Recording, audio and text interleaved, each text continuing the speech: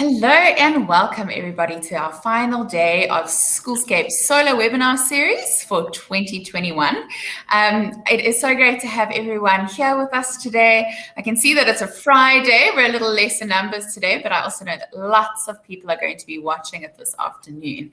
So just on that note, if you are here and your lights are about to turn off due to our wonderful load shedding and you haven't put solar in yet, remember this is on demand and on replay as soon as it is finished. Right, on stage I have Rene with me, our most favorite person from FEDSIS. And yeah, Rene, it's always a pleasure to have you on our Schoolscape stage. Thank you for being here and thank you for co-hosting with me. I think everyone's just tired of seeing me. I don't think that's the truth, but yeah, it's great fun to be with you, Ashley, and thank you for the invite.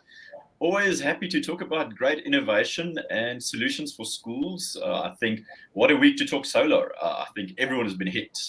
I was on a schedule Wednesday where I got hit 3 times in 24 hours. And the matric exam started this week. Funnily enough, a radio station called me yesterday and wanted some comment on how does load shedding impact on the poor matrics in prepping, in writing. So for us, I think, core business of school is continuation of education.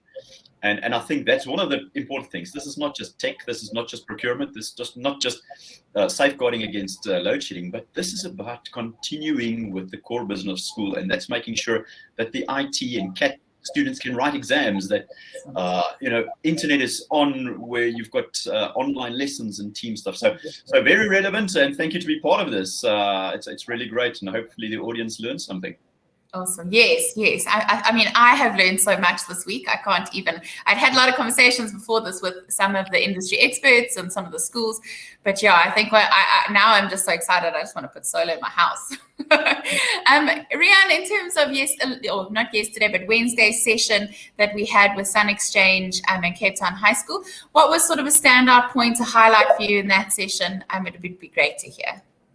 Yeah, I think some of the sessions have been great, and the knowledge. I think what stands out to me is that someone needs to, and someone at school needs to take a decision and drive this. Take ownership of your problems. Don't look outside for, there's a lot of problems out there. And someone does the investigation, works in a partnership, and finds solutions, financial solutions, technical solutions.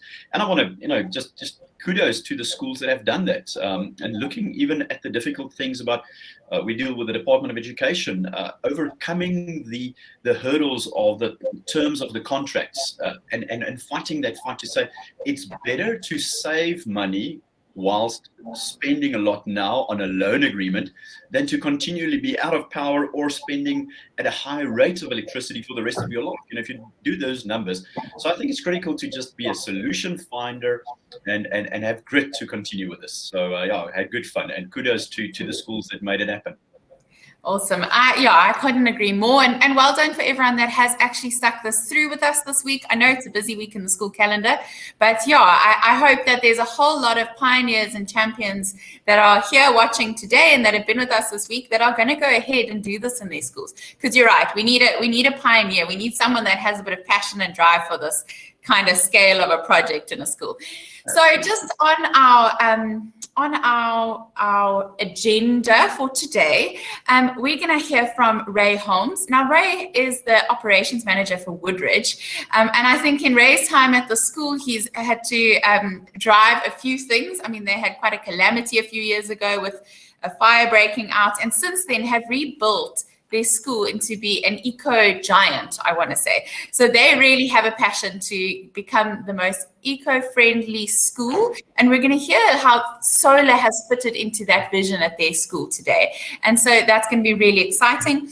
We're also going to look a bit at the future of solar. So we're going to have a speaker, his name is Zander Kotze, and he's really someone that's pioneering and been part of the solar industry for years and years and years and years. Even though he's quite young, he looks quite young. I don't know how old he is, but he's done years in the industry of sitting in very high-ended and vital conversations that's been had around solar and implementing solar. And he's really going to take us into the future and what this looks like for our country as a whole, but how this impacts schools.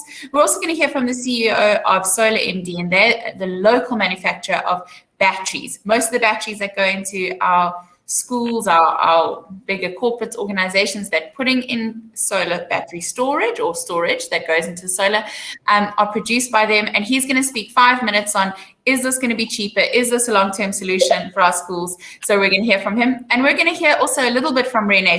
She's the ex-operations manager of St Stithians, and she's going to talk a little bit about her journey as she was finishing up with St Stithians on planning and forecasting, and that for their solar project that's been implemented, and also into why solar is a good idea to take to tender. So jam-packed schedule. We're not wasting any more time, Rian and I talking to you. I'm going to say goodbye to Rian. We're going to see you in a little bit. He's going to host a session with Rene later. But for now, I'm going to invite, okay, bye, Rian. I'm going to take you down, and I'm going to invite Zander onto stage. So Zander is the director, one of the directors of Macassa Energy. Oh, no, sorry, I'm lying. I'm reading the wrong schedule here. I'm going to invite Ray on stage. You can see it's a Friday. I hope you all don't feel like I do. Ray, would you please join me on stage? And Ray, as I introduced, is the operations director of Woodridge, a beautiful school out in PE. Welcome, Ray. It's lovely to have you at Schoolscape. Oh, Ray, you muted. Won't you unmute?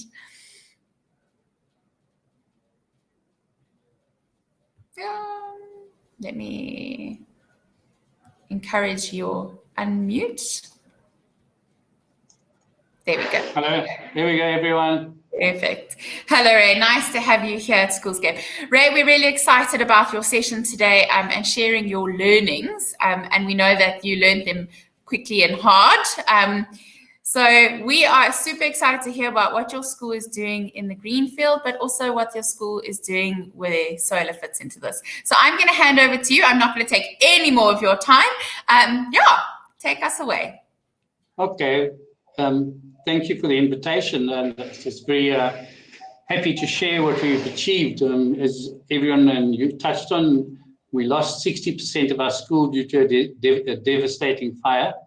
And the school board made the decision then that we would then become an eco-friendly school. And we started the EcoSmart venture. And so we've driven solar to run all our water systems on campus. We pump and irrigate. We run our sewage plant. We have our own sewage plant, so we have zero that goes back to waste. The water from our sewage plant eventually ends up in a school dam where the kids do bass fishing and paddling. And I want to just share some of the benefits of it and how we actually make this part of our education program. And ingoing EcoSmart is that it's to teach the kids and the children the values of what we're trying to do, and in so doing also incorporating alien eradication within the community around us. So what I will do is I'm going to just, if I may, I'll screen share one of our tools that we use. Can you all see where I am? I can't see your screen share at the moment, Ray. Maybe you want to just try it again. Okay, we'll go on to it again.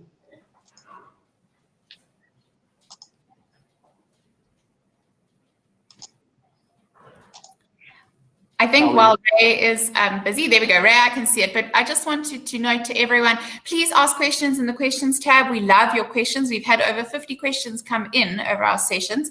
So feel free to ask questions in the questions tab. Say hi and where you're from. There'll also be a poll going live that you can respond to if you want to check the poll out. But Ray, I'm going to hand back over to you. All right, so we have this display. It's in our coffee shop on our campus. So it's just a method to show what we're doing with solar. We're not merely generating. It's how we reduce nuclear waste, and it's how we do different things, and it will actually tell us how many trees we've saved, but also very importantly, we share what our savings are. So if you can have a look, is that because we produce 30% of our school's power And so we've got a 358 kilowatt plant on campus. It's actually, since we installed this, we based this on an 8.5% increase by Eskom. Well, Eskom has increased tariffs by 60% since our installation. So it's we have this ability to not only show the values that we do, but what we can do is we monitor exactly what we're producing per day, per month. So I can see the operational productivity of the school.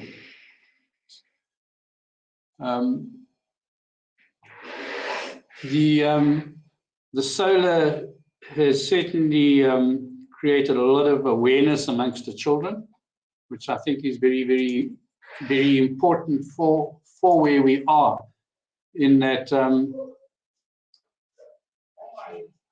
be able to run all the facilities and not affect and be self-reliant off of the whole power scenarios that we're going through is one of the things where we need to understand is that if there is a power failure, you may not pump back into the grid. You need battery backup and an auto switch off for that. So solar is not always just the it's not going to end your power problems. You need to have another backup solution to that. So I'm just trying to get, sorry, I was trying to get back to where you can see me so I can, so I'm not just a lost face in the... There we go. There we go. So we have a very big drive as such, is that we then get our children to identify plants. So we've gone on to if we're going to go eco-smart and we're going to do things that educate with solar, we've also got QR codes on all the indigenous trees on campus. So the kids actually go and take pictures of the QR code, identify it, and then we have an indigenous tree planting program. So I think up to date, we've removed around about 300 odd hectares of aliens, and we're busy re-establishing that. And so there's a buy-in from the kids to see that the solar, how much CO2 we're saving, how many trees, because we actually display on our screen that with the solar that we have, this is how many trees per day we're doing, this is how much CO2 we're saving per day. And it's quite an interactive program, other than just being a very commercially viable program. In the month of October to date, we've produced 106,000 rands worth of electricity. And it's quite a significant saving that we've done since we commissioned our plant in 2019. To date, we've produced 1.8 million rands of electricity off our school account. And our idea is that from when we did the installation, we gave ourselves 5 years and we will do another 30% installation. We opted to go the route of owning the panels. The banks are very keen to finance it.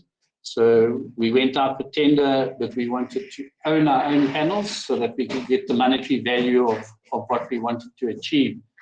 So in 5 years, the panels are paid for. We will put another 30% in, and then they will be paid for until we at current legislation, we can't produce more than 90% of what our usage is. And it's very important, I think, also is to actually have a full service level agreement with whatever you're going to be doing. So what we have is a full service level agreement, and that every 3 months I get a full report, and they come in, the companies clean your solar panels, check optimal production, because it's very important to think, it's like having a car. You can't put it on and think it's going to run itself forever. There's certain maintenance that you have to do, and you need to make sure that your maintenance and the cleaning is all correctly done and eco-friendly done. And we're very proactive on that side of things. Ray, if I could quickly jump in there and ask a question to you. That service level agreement that you have and the maintenance and the cleaning and that, do you pay over and above for that, or was that part of the initial upfront installation? It's a service level agreement that you negotiate upfront with the price with an escalation clause into it. You can opt out of it, but it's really, none of us are geared and have the technical know-how, and so all the inverters are checked. And then they generate a really, really detailed report on how each of one of our plants, because we got our campus, as you can see in the background, is relatively big. So we have 7 plants on campus, and each one of those is linked back to our service provider. So the minute that there is a fault with any one of our things, part of their service level agreement, they have to every single day do a check on our plant, and they notify me. I have the ability to go onto our plant, as you can see, and have a look. And then also is our accounting department also has access. So then we compare that to the green credits that we get from the municipality. So the municipality is reading us, we reading them, and it's how you integrate that to make sure, because there's quite a few complications in that, getting the municipality to comply and to actually to get into the sync of what we're doing. So yes, we've been through growing pains of that, but we've got to the top of it, and it's nice to have a professional person that's actually doing it. Yeah. Our service provider's got 100 million rands worth of panels around the country, so they really are on the ball. And Ray, who is it that actually did the installation of your plant? It's a company called Genergy. Okay, and, so if you're a school based in the Eastern Cape and you're coming in from the Eastern Cape, please reach out to Ray, and he can then pass on those details. Genergy have done major projects in Johannesburg, Cape Town, so they actually are a nationally based company. Awesome. And what was very important for us is that we got all our timelines, because your bridging finance is so expensive. So it's important that we actually got them to build to a timeline. Because most service providers, when they tendered for us, they wanted to do one big switch on, where I was very keen, as a building was finished, it got switched on, because the quicker we started generating, the quicker we got our return on our investment. Awesome. Ray, is there some other things you would like to share with us?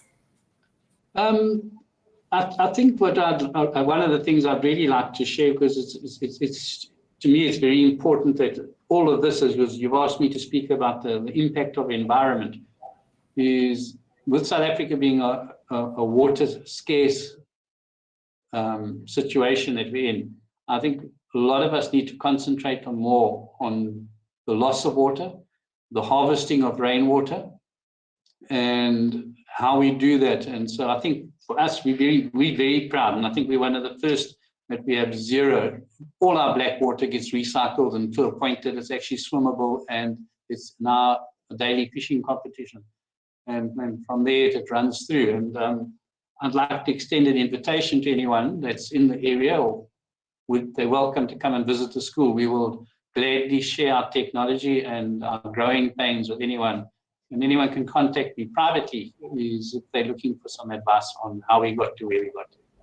Awesome. And Ray, is that water being pumped by solar energy? I mean, are you using solar energy to actually move the other eco things around your school? Yeah, so what we've got is we have a river that's 2.8 kilometers. It's on our campus, but it's 2.8 kilometers from the campus. So we're pumping 2.8 kilometers, and we're delivering 12,000 liters an hour onto campus, which we irrigate. And that's all driven by solar. And then we pump it into old header tanks. And at night we can use it for gravity irrigation on the fields. We at present are busy with an application to the Department of Water Affairs, where we're going to put our own water filtration system in. So we're going to become a little village that's completely autonomous. So We have a policy of zero to landfill. So we do recycling. We do all our own refuse collection. We have a recycling company, and so it's quite a process in what we do. And then we make our own compost because we've got our own equestrian center. So is all the horse shavings, all our garden and mowing, and then it's to really become an off-grid campus, and that's what we're striving to. Ray, you sound like one busy man that's full of passion, and I love it. So good to have you on with us today, hear your story. I don't know if you want to give us any final closing thoughts, but yeah, really just quite inspiring. I think no matter what school you are, you have your part to play in both for the environment now, but raising learners and leaders that would take charge of this in the future. So well done for playing your part. Thank you very much, and thank you for a great seminar. Awesome. Thank you, Ray. Have a great day. And yeah, we look forward to seeing you again on a Schoolscape stage in the future. Cool. Bye. Bye. Right. Moving along, I think I'm super inspired to hear what one school has done. And I know that many of your schools have got many projects like this running, big and small. And so well done. I hope my kids' schools have equally the same and similar kind of passion as Ray exhibits for the environment and for, yeah, just doing our bit. And solar certainly plays a ginormous role in that. So we're about to hear from Zander Kotze. He's going to actually walk us through the size of the role that solar can play in each of our schools in terms of helping with the environment, but also helping with load shedding and a whole lot of other things. And yeah, just what's ahead. So really the future of solar and how that fits into this wonderful country that we live in. Hello, Zander, and welcome to Schoolscape. Hi there. Yeah, just want to say thank you to you, Ashley, and also to Rene for hosting this for us. Yeah, so just a chance to introduce myself. My name is Zander Kotze. I'm currently the sales director for a renewable company based in Cape Town called Mikasa Energy Solutions.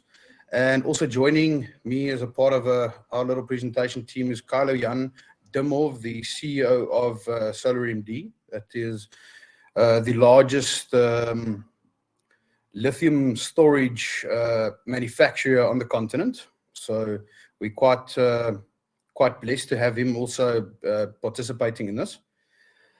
Yeah, so I just would like to maybe start off with just a brief background of where I come from, and then I'll also give Carlo-Jan just the opportunity to fill in his own spaces. Wonderful. So I'm going to let you get going, and I'm going to jump off now, and I will see you at the end of this where we are well informed. Thank you, Ashley. All right, so basically I've been involved in the renewable energy and energy management industry for the past 14 years. And, you know, during that time, I've had the privilege to gain experience in nearly all the different facets of the South African energy market, from large-scale energy savings projects for companies like Nissan South Africa to designing and executing like nationwide load shedding prevention applications, for banking groups and for private residences. So there's quite a wide variety of applications that we've been exposed to. My primary focus at the moment is centralized around solar PV in the commercial industrial scale, where we can incorporate storage to enable industry to achieve substantial financial savings, first of all, and also the battery bringing into it eliminates additional risks that these facilities have due to things such as load shedding, amongst other things, cable theft, or whatever cause might cut the power off for them and result in a loss of production or service delivery, or whatever the case might be. Yeah, and I think right now, just maybe just introduce Carlo-Jan properly. And he has vast amounts of international experience. He's also present in the European and the Western markets, not just in South Africa. They are really a global player. And yeah, I don't know, Carlo-Jan, Ashley, if we can maybe just bring Carlo in just to say a couple of words and just maybe chat to us about what's going on there at Solar MD. Yes, we've invited him to jump on set. So yeah, Kalian, there we go. Getting ready? Wonderful. Take it away. Yeah, thank you. Thank you, Zander. Thank you, Ashley. Thank you for the opportunity to speak here in this forum. So I'm CEO and founder of a company called Solar MD. We are based in Cape Town. We have about 10,000 square meter factory in Montague Gardens. And our main focus is to manufacture on a large scale battery packs, which these battery packs later can be assembled in solutions. And we wrap the whole thing with nice software, energy management systems, BMS, and everything what comes with it, so that EPCs like Zander's company Mikasa or Genergy, which was mentioned before, can execute their projects as it's supposed to work, basically. So our company, just to tell you a few words about the company, we started in 2014. I was at this stage expat sent from Europe to South Africa, and for the government program, the Renewable Energy Independent Producer Program. So I built the first utility scale plant in South Africa back in 2012. And yeah, since then I moved to energy storage, and we opened this startup. In the first years, we were doing a megawatt hour a year, and at the moment we are between 1 and 2 megawatt hours a day in the production. So if there are any questions, I was just jumping here to help Zander, but otherwise, if somebody has questions, I can reply them now. Yes, please. I'm going to jump in and ask some questions. Yeah, I think, Kalian, the idea of having solar in school is something that's very attainable and affordable for schools. But obviously, with our country's challenges of load shedding, they would need to have battery packs or battery storage within their solar setup. At the moment, that's very expensive. Looking forward, is this going to be something that's more attainable, do you think, for schools? Or do we foresee the prices coming down of it? What is your advice for a school that does want to put battery storage onto their solar system when they put it in? Yeah, so what we see in the last 12 months is that the commercial sector actually starts looking into energy storage more and more. So there are multiple projects which have PV on the roof, already shopping malls and even schools and all factories. So they have existing PV, and the model was working for the last 5 years. They are paid back already, or they're on some kind of financing. So they are already looking into energy storage, and I think the moment is already there that it is possible, it is financially viable, and it makes the model work to put storage into the existing projects, and the financial model is justifiable with models like peak shaving, which means the demand stays always, the maximum demand is it's specified, so the battery covers the rest of the load when there is higher load. So this gives significant savings.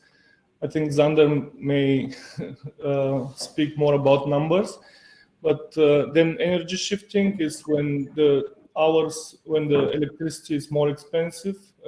Also, some of the tariffs are on energy shifting model, so that the tariff can be much higher, 3 or 4 times higher than in normal off-peak hours, like at night, as example. So at night it can be charged from the sun, and in the peak hours between 6 and 9 in the morning and 6 and 9 in the evening, which probably is not very applicable in the evening for schools, but just mentioning it. then discharge the battery, and this makes the financial model work. And the bonus of this is the load shedding protection. So it's very difficult to bank on load shedding because we don't know when exactly will happen, but at least that's like a bonus to the whole model. Yeah, thank you. I think if a school wants to, this is just the last question I want to pose before we let Xander carry on. If school wants to put a battery solution in somewhere, what would be the sort of your opinions most necessary place to put battery power into their solar system? Would it be, actually in the classrooms or in administrative buildings? And we've heard a few different ideas around this, but maybe what are you seeing schools do with the batteries? I think depends on the solution. If it's a small solution and it needs to work for the administrative buildings only, then that's probably the first stage. But I think at this stage it could be in some utility room near to the grid connection point, and then can supply the complete school. Awesome. Okay. Helen, Jan, thank you so much. I appreciate your time in that. If someone has questions for you specifically around batteries, many of these schools have got solar, and this would be the next step. Would you mind them contacting you or someone from Solar MD? If you can pop your details in the chat, that would be great. And yeah, thank you for making time for us. We look forward to many more of our schools being battery, I can't say battery operated, that probably is the most incorrect technical term, but battery operated. Thank you very much. Thank you so much, Ashley. Xander, I'm going to then hand back over to you to carry on. And yeah, just elaborate a little bit on what Kalayan has said.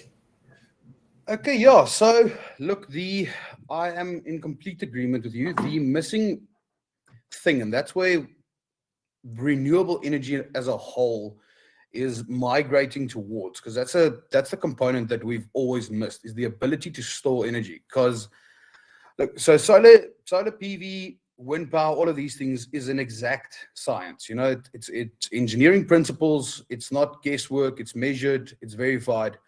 So I feel like, especially for you guys in a school setting and environment, education is paramount to get that process started, and not just teaching the next generation to be aware of their own impact on our future, but also to equip your teachers, your faculty members, your mentors with the necessary skills and insights required to fully grasp and understand what these systems do and how they do it.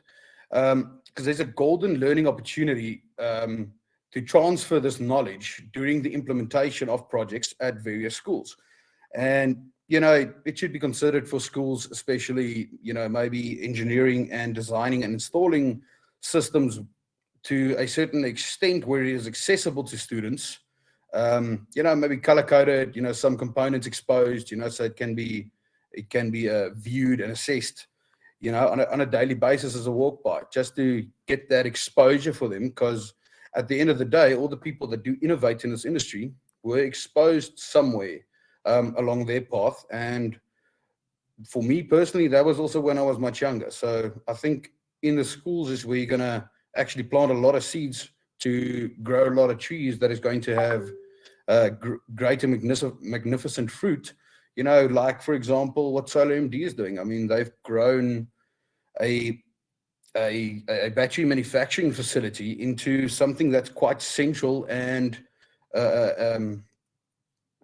if they weren't there, I mean, they would be surely missed, because they actually supplying us with the means to solve the problem. So we have all heard the terms and promises around the solar PV industry, but it's sometimes very difficult to know what is actually achievable and what is just some salesman with his skillful words. And unfortunately, even worse sometimes, is inexperienced and unqualified individuals or companies that approach these type of solutions thinking that they are more simple than what they actually are. And My greatest advice for any school looking to explore, solar or battery or anything of that nature is get proper referenceability from whoever is going to be supplying you guys with quotations, and not just verbally or pictures or anything, sites you can physically go to see. You can speak to the people there. That's not 10 years ago that were installed, within the last 12 months or something of that nature. That is just going to weed out all the chance takers and guys that are reaching beyond their means, and make your own lives easier at the end of the day. Then I'd like to just also take a note, especially for schools. When people do provide solar proposals for schools, important to know that obviously schools do not run at full capacity all year round. I mean, you guys got school holidays, weekends, all of these sorts of things. So there is, peak and off-peak times in terms of the capacity and occupation of the school and how it's operating at that point in time. And that should always be clearly defined in any financial model that presents a return on investment figure for a school specifically. And this might vary depending if the school's got a hostel or whatever the case might be on the occupancy. But the best means is also to measure, get proper load profiles, not guesswork at the end of the day. So, and where we are now and where renewable energy is heading, and what does the future hold for South Africans and our continued energy stability and assurance of reliable electrical supply, which we all know is currently a variable that has no clearly defined resolution and unexpected timelines. And the fact is, it's become unmanageable. Load shedding, we're currently sitting at stage 4 the last couple of days here. That's 3 times 2.5 hours a day. That is absolutely detrimental to our economy on a massive scale. I was privileged enough to be in a meeting about 4 weeks ago with some of the top executives of Eskom, of Nedbank, and a couple other organizations to look at how they can actually address catching up and utilizing energy companies, solar companies to help them out and actually supplement the grid. This is also after the 100 megawatt allowed capacity was announced by the president and also approved by NERSA. And that opened up a big door for renewables. Because at the end of the day, what essentially happened is load shedding is actually costs our economy per unit of energy a lot more than what we are actually paying Eskom at the moment. So the loss, what it costs our economy for every 1 kilowatt hour, 1 unit of energy that we do not consume within the economy is R9.53 per unit of energy. Now, you can go and look at any of the council tariffs, Eskom tariffs. You'll find that way exceeds that. Now, since 2007, where load shedding has begun, or did begin, we have nationally shed essentially 6,156.9 gigawatt hours. Now, to put that in perspective, that is the total production of Koeberg nuclear power plant running at full capacity 24 hours a day for about 140 days nonstop. That's the amount of energy you're talking about. And at that loss in our economy for the amount of energy, it's a loss of 58.6 billion rand that was ripped out of our economy due to load shedding. Now, ironically, if they just took that money in the first place, invested it into a solar farm, we could have built 441 megawatts worth of solar per year, and with 58 billion, you could build about 6,100 megawatts worth of PV that would be supplemented into the grid. And ironically, that would have generated roughly about 11 million megawatt hours, which is 45% more than what the total historical load shedding of the entire country's history was. So we'd have made more energy just literally taking the same money, putting in solar panels that are grid tied with any batteries, and we would have been 45% better off at the end of the day. So that's a scary thing, and that just kind of makes us realize how mismanaged and how narrow-sighted it is. So, what is solar going to would have eliminated load shedding if we actually did it? No, because about half of the load shedding that happened also happens at night, so hence the problem. Reliable and affordable industrial scale storage, combined with the improving efficiencies of solar modules and the advancements in inverter technology and the ability to capture and store our own power independently on site with added benefits of the intelligence and the control that these systems can do these days, it becomes absolutely a no-brainer. And yes, the battery systems are still quite an expensive component if we look at it as an isolated system. But if you look at it as a complete system, looking at it for the lifetime and the use of the system over a 15, 20, 25-year cycle, then the cost of that is absolutely minuscule and negligible. So the current modeling that we're doing, and I quickly want to see if I can share the screen with you just so you guys can have a little sneak peek. Entire screen. A moment. If you have a look here, so this was these are demand profiles for a specifically modeled production facility. Essentially, what their accounts would have looked like, paying 4.8 million rand a year on electrical bills. We'll put in a battery system and everything. You're knocking about 930,000 rand off the account.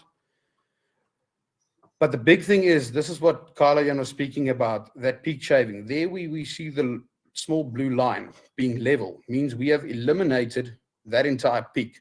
Now, that peak falls within the highest tariff schedules in the councils and in Eskom at the moment. And the only way to address that is with battery. Because at the end of the day, a grid-tied system can only ever, and that's if we grid tie everything, all the capacity we currently have, reach about 30 or 40% of our total network requirement, just due to the nature of how grid-tied solar works. So with the incorporation of batteries, we're opening up literally additional 60% of the addressable capacity and problems that we have on a commercial and industrial scale. Because yes, most people in their homes are sorted with the smaller hybrid systems, but it's not solving our problems. And this is also going to be the problem with schools. So my opinion is, and based on all the research that we've done, within the next 5 to 10 years, it will be absolutely detrimental for any business, school, doesn't matter who you are, what you do, not to have your own fully integrated power station, essentially, incorporated into your property. Financially, it makes sense. It makes absolute sense. There's very comprehensive funding models and structures that are already available today. We don't have to develop anything any further. It's already available. The technology is already there. We are already there. The big missing link is the ability to make a decision from the consumer side to say, listen, let's adopt this. Let's go for it. Let's trust the process. Let's understand that, yes, we have to be first adopters, because eventually you're just going to sit and get more Eskom increases, and that is when and if you have actual power supply, because it doesn't stop. It doesn't stop increasing. I mean, the previous speaker did touch quite nicely on how much Eskom has actually increased if you look at the net effect over the last couple of years. And if you look at the arguments and court cases that's happening in NERSA again with Eskom, this is not going away. We're looking at most likely, realistically, 13 to 14% year-on-year compounding increases on our tariffs. And within 5 years, we're going to be paying, close to 10 Rand a unit of energy. Then batteries are cheap. So it is absolutely, I mean, Eskom is going to go somewhat the way of the dinosaur eventually. I always when I speak to clients and these type of things, I always use the metaphor where ice comes from. So 500 years ago, we got ice from a frozen lake. So it's only one or two places in the world we can only ship it as far as it doesn't, as far as it can last without melting. Fast forward 400 years, we developed technology. We built little factories that can make ice. That's where Eskom is today. So they can manufacture in centralized locations and distribute, because that's what our power stations are, and that's what our distribution network is. It's just distributing a centrally generated supply. If you ask yourself, where do you get ice today? You get it in your fridge. Who determines how much ice you use? You do. If you are a heavy ice user, you get an ice machine. So it's the same principle that's going to apply. Now, such a good analogy. Yeah, well, I've had to explain this in a bit of a more simpler terms quite a few times. So that one seems to stick. That one stuck. That one hit home. And Zander, you've got a minute left just to kind of closing thoughts. And that, I think I'm really excited about what you have to share. And I see that Carl has sent your website and that, but also to pop your email address in, please, at the end of this. If guys do want to get hold of you, do want to contact you and chat to you and take this conversation further for their own interest or for their schools. But closing thoughts from your side? Yeah, just so the topic being the future of renewable energy, I mean, it looks like solar panels attached to a extremely intelligent battery that's powered by the sun, that's quite reliable. And unfortunately, eventually we're not going to have a choice. It's going to be our only choice. So do it now, because you can literally have it return on investment within like 5 or 6 years with equipment that is guaranteed beyond that. There is no safer and better returning investment that you can physically make with your own money than solar. I mean, it really isn't. You can look at all the financial calculations. That's why the banks would love to fund every single person here as much as they could, because they know how extremely bankable it is. Makes absolute sense. Incredible. Zander, thank you so much for your time and your effort that you've put into coming today and just sharing with us. It's really insightful, and I think it really just reinforces everything that this event has been about, that this is the most sustainable way to go for not only our country, but just globally in terms of solar and sun energy and what the possibilities are thereof. It's a far more sustainable way to turn our lights on. So thank you very much. We're going to say goodbye for now, but if you want to get hold of Zander, his email address is in the chat.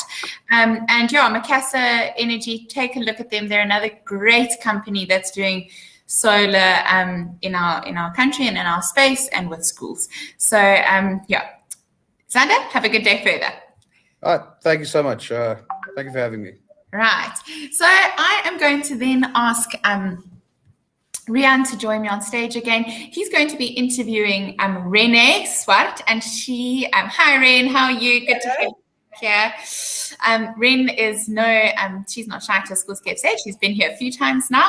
And Rene, you have the privilege of being interviewed by Rian today. Rian, again, if you weren't here earlier, is from FEDSA's and a great friend of Schoolscape's. And I am going to hand over to the two of you. I want to remind everyone, if you need quotes for your school on solar, if you need feasibility studies done, or just to have someone come and chat to you, there is a poll. Look at the poll section next to the questions bar to the right of your screen, and just click any of those companies you may be interested in. Having us connect you to. There's no obligation involved, but these are the companies that we found to be very, very reliable in the space. Awesome. I am going to go and take a seat back, and I'm going to leave the stage to Rian and Rene. By way of just introduction quickly, Rene is the ex-operations manager for St Stithians, and she helped do a lot of the plotting and planning for their solar project. So she is not, she's well equipped and has a good understanding on solar and some of the other things she's going to discuss today. Ashley, can I just ask one quick question? How much time do we have for this slot? We have about 15 minutes. 15 minutes, great stuff. So we'll let everyone get back to their days. It's a great rabbit hole to chase, and I think there's a lot of questions, but we really want to get some information from someone that's been through the mills. So Rene, it's my privilege and great opportunity to get some info from someone that's done it. You were part of St Stithians for 14 years, and part of the journey that they took, helping the school get ready and applying it. So good to meet you online. Hopefully my load shedding that starts at 12 will not influence what we do, because I've got a battery powered ring light and I've got a battery powered laptop, and I've got my modem on the load shedding kit. So we should all be good. Rian, I'm worried about the same thing. I think our load shedding is also scheduled for 12 and I don't have battery backup. That shows you. So let's see how we go. We're gonna hit it hard. Maybe just as a thought, and the previous speakers did speak about it. In the Center for Technology in FETSAS that I've been heading up for the last, I don't know, 7 years or so, we've been having a mantra, a slogan that says we've got to learn as we live. And in saying that, we want to mirror our learning spaces with how our living spaces have transformed. And I think a lot of us are looking at alternative energy savings, load shedding readiness or proofness at home. And it's important to have that at school as well, or for the learning processes. Now, you were in the trenches. What was the first step in getting ready for solar? What was the trigger event that said, this is important and we've got to do it? Was it a mechanical thing or was it a philosophical thing? So for us, it was around a cost. It was more a cost thing. So being a campus of 105 hectares, 5 schools, 2,600 students, our electricity costs were ridiculous. So I started looking into this probably about 10 years ago and had recommended then to put in a 300 kilowatt plant, which was sort of what our base load at that time was. And there wasn't an appetite for it, basically because of the cost. They couldn't see the financial viability. The returns weren't great at that time. There was always the promise that newer technology was coming. And, I kept saying, so if the new cell phone comes out next week and you've just gone and bought one, what are you going to do? You've got to put the stake in the ground at some point and just go with it. So for me, that was the big drive to start looking into solar, was the cost and the environmental impact.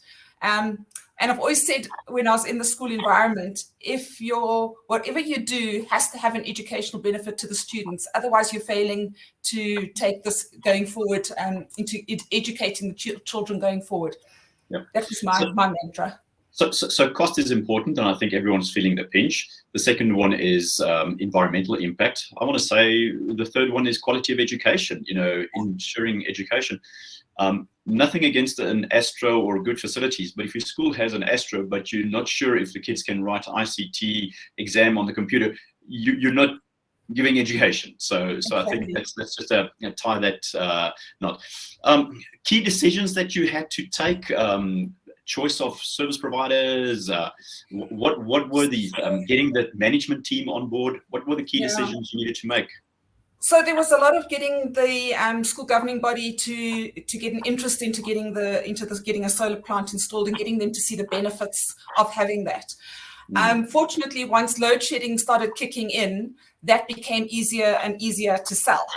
Then we went through a period where load shedding sort of fell back a bit, and we didn't have it for a while, and then it started again in earnest. And so unfortunately, I left Saints before they actually installed the plant, but we had gone a long way down the road, and I see that they've now gone out on tender again to do a plant. So I'm really excited about that.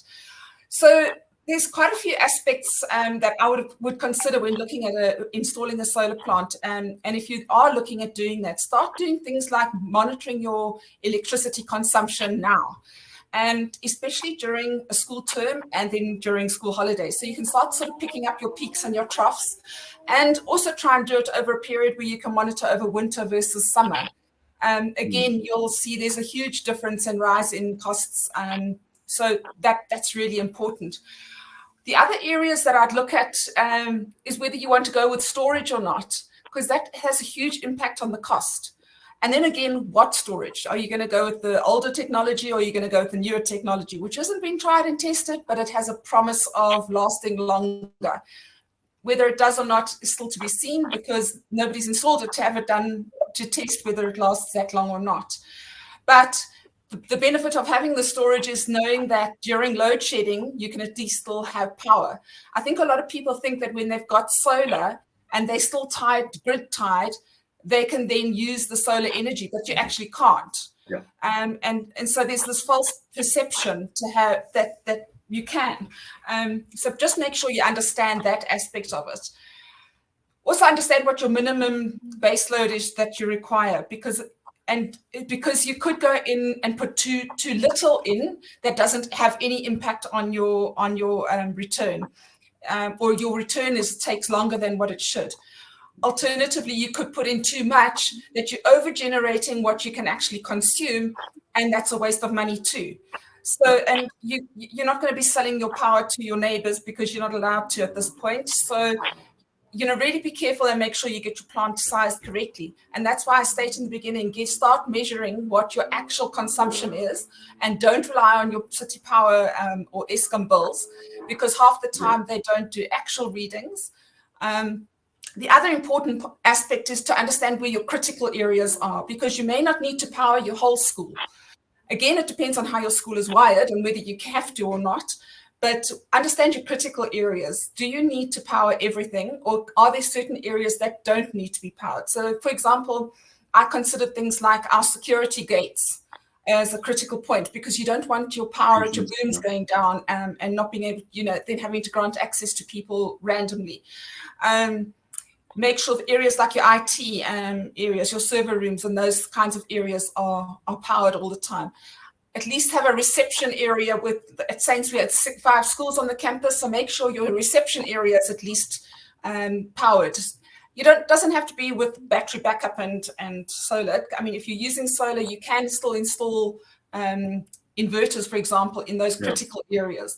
So you don't have to put in battery backup. So there are options. It's important to understand what your options are before going out on a tender. Make sure you work with somebody like an electrical engineer who specializes in solar. And I state that very specifically because there are lots of people who are electrical engineers, but they don't have the solar experience. Correct. Get them to assist you with understanding what your requirements are for your school, what the critical areas what the critical areas are. And that entails also speaking to key people within the school and understanding what their needs are with regards to critical areas. So making sure things like air conditioners and heat pumps are not being run during the time where you're needing to use your backup power. Yeah. What I'm hearing, sorry, if I could just jump in, what I'm hearing is a very much a scientific approach, and not from a flyer in the newspaper or just reading on a website or clicking through on a Facebook page. It seems like there's a scientific approach, a measured approach, and understanding your processes. And I think that's where schools sometimes, the most knowledgeable person around the table is suddenly the project leader, instead of addressing this as a building project. Get the architect, get the engineer, get someone and design before you go ahead. Is that what I'm hearing? So very measured. Speaking to City Power, I mean, you don't understand what a hurdle that is to get over. I mean, that's huge. Just speaking to City Power about what you can and cannot do, where they can assist and where they don't need to assist. So understanding all the legalities around it. If you are on, like our ground was, we were in a trust. So the ground, you need to understand if you're buying the panels outright, that's a different issue. But if you're going to go with a PPA, suddenly you're on a 20-year lease with the company. This starts impacting things like title deeds and that kind of stuff. So you've got to be very, very clear about what it is that you're needing to do and understanding every aspect of this process. Otherwise, you're going to mess up something. I hear you. I think, I mean, in the interest of time, it's fascinating hearing the approach and all the nuggets out there of look at this, look at that. So it's a multi-pronged approach, but more complex than easy, but not so complex that you do nothing about it. What was the time frame that you were looking at, and any big challenges in that time frame that you had to jump the hurdles? So I'd say probably the biggest challenge was for me probably around understanding the legalities around whether going into a PPA or doing an outright purchase, and that for me was, we tossed and turned between those so many times. The total cost of the project, and I know that some people, and I hear that Ray, they went from Woodridge, they went out and purchased outright, which is fantastic. I was on that thinking for a long time, but did change to going on a PPA, which is a power purchase agreement for those who don't know, and don't feel embarrassed not to know because these things can get technical. Is that you end up with an installer that pays for the equipment. You end up with an installer that maintains it. If you've got a facility where your staff are not qualified to manage a facility such as a plant like this, you could end up with an absolute disaster on your hands where a system isn't, where the panels aren't cleaned properly. It can just be an absolute, they're not maintained, so you're losing power. And I've seen it in organizations where that happens. So that's the benefits of having a PPA. And you also don't then have to have that capital outlay and go and pay those finance costs. Yes, you pay slightly less than you would if you were, you pay less than what you would pay your city power or your ESCOMs, but the benefits are still there. You're still getting your savings and you still can show the governing body that there is there's money to be saved. Yeah. I think, and you're still doing the right thing environmentally. Sorry. Yeah, no, for sure. The time frame, I just wanted, I mean, how long did it take to work? I digressed. No. Yeah, so the time frame for me, if I have to be honest, was a bit frustrating because we started the process probably in about 2017. And then we got to a point last year where the contract was about to be awarded, and then we got pulled back because of all the issues around COVID. And so that got put on the back burner for a bit. But as I say, now it's going out again. So for installation during 2022 to be running and operational by the end of 2022. But they're looking at putting in an 800 kilowatt plant. So it is huge. But again, you don't need to start big because solar is modular. You can decide what you want to, you can go smaller, but at least go with your base load. That's what I would recommend. I hear exactly what you're saying. What I like about it is, I mean, obviously we've got to prove the case, but we know that the case is out there because if there's no power, there's no power. But what is the right thing to do? Don't overshoot the target. Don't undershoot. Don't just go on cost, but look at the benefit in the long run. So and possibly more complex, which drives me to my next question. It's not just one meeting scenario or a 1 year planning, possibly. It is a longer term, more people involved, facilities, parents, even learners understanding, how we're going. You've been helping out at Schoolscape for a few weeks or months on the tender side of the business. Complexity and magnitude drives you more to a tender process than to a procurement process. Would you think solar is a good process or a good environment to go out to tender rather than, have someone write an RFI, get the specs so that you can compare and really see who's competitive in the tender process?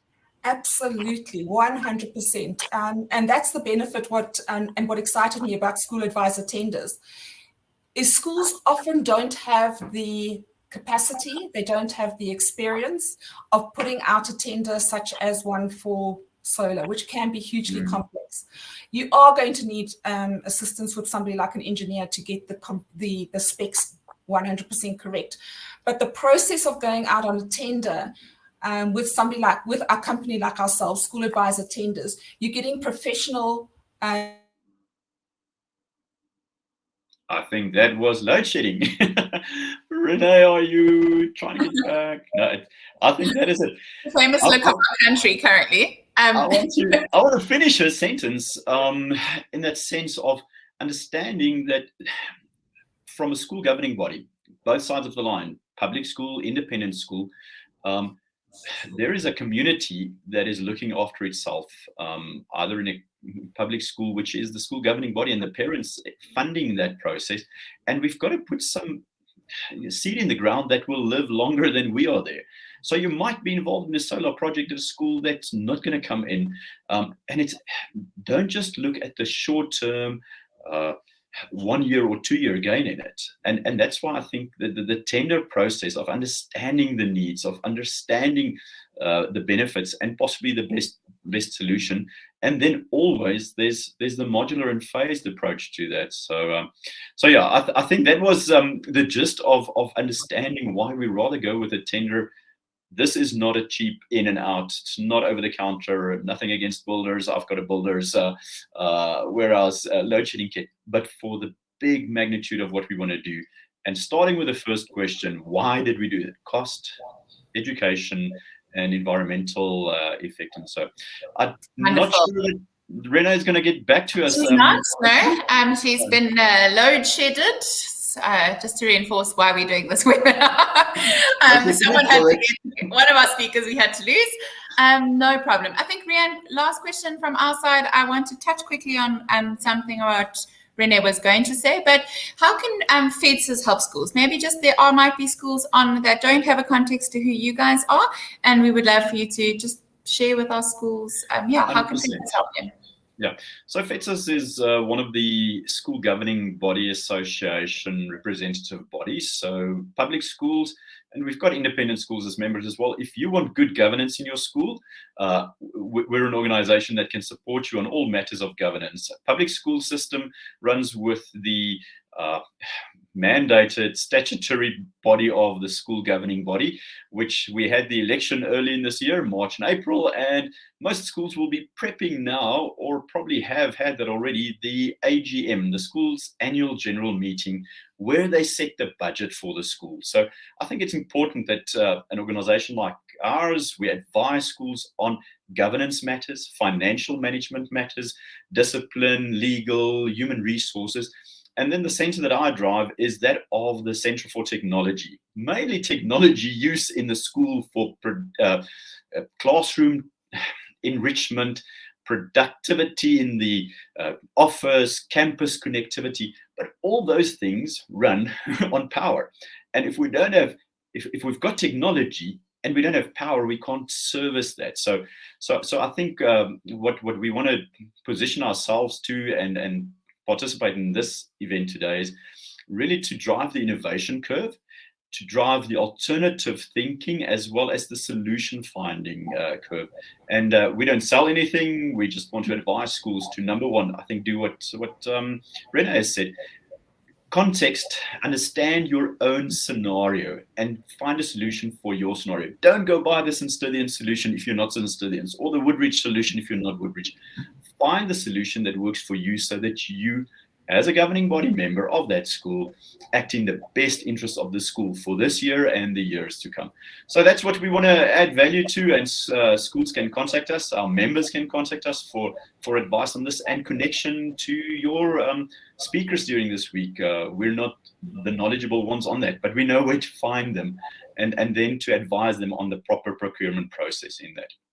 Yeah, so that's the value add that we want to give, and schools are welcome to contact me at tech@fedsas.org.za if need be. Ashley, did you just disappear on me now? I'm not sure if we're still live. Yeah, there we go. We are. I'm sorry. No, I actually just got kicked off. No, I'm back. Okay, Rene, thank you so much. It is always just such a good time to have you on. So informed, so knowledgeable about schools and how they function. And thank you for all you're doing on the FEDSAS side for our schools in our country. I know it's been a busy year, so I'm hoping that you and your FEDSAS team get some rest at the end of it soon, I hope. But always a blessing to have you around, and have a great day further. And you, take care. Goodbye, everybody. Awesome. So this brings us mostly to a close of our Schoolscape Solar Week webinars. Thank you so much for joining us. One thing I wanted to note that Rene didn't get to touch on, I'm sorry we lost her, I found her so informative, was that it is a good idea to, we believe it's a good idea to consider sending something this large in your school to tender. There is a partner company of ours called School Advisor Tenders, and they are happy to help with doing so. So if you are considering a solar project and you would like to consider this aspect of it, please go ahead and get hold of the School Advisor Tenders team. You can do so through the website, which is School Advisor Tenders. So lastly, I want to thank everyone that has watched, is going to watch the replays and has maybe not made it on today. It's been a great week, highly informative. We've had so many questions in the two previous sessions that we are going to do a Q&A document. We're going to put it together with the companies involved and send it out so that you can share that with your management team and those people necessary in your school. Remember, all our webinars are available on demand. So if you came in late today, or if you'd like to catch up on the other two, you'll get an email after this with the replay, and also an email out on Monday morning with all the sessions and with their links. So thank you again so much to all of our presenters, to all the companies that are involved that came in from an industry aspect to share on their knowledge and understanding. And again, in the polls, if you would like us to connect and send you the information on those companies, please click yes in the poll, and we will do so. So have a great Friday for the rest of your Friday. I don't think you'll be seeing me again this year on a Schoolscape webinar. So from us, thank you for everyone who's attended our webinars this year. And we trust that the term ahead is going to close off very, very well for all of our schools here. Have a great day further.